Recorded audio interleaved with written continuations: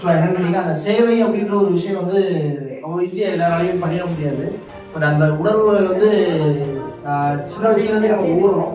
அதே நேரத்தில் நம்மளை மாதிரி என்றவங்க நம்ம கூட இருந்தாங்கன்னா ஸோ இன்னும் அந்த விஷயங்களை கொஞ்சம் ஈஸியாகவும் எளிமையாகவும் பண்ணலாம் அப்படின்றது தோணுச்சு. ஸோ அதனால் பெரிய கனவு, பெரிய பயணம், ஒரு சிறிய தொடக்கம் இது. ஸோ அது உங்களோட பிளெஸிங்ஸாலையும் உங்களோட ஆசீர்வாதத்திலேயே அதை தொடங்கணுன்றது என்னோட தாழ்மையான வேண்டுகோள்.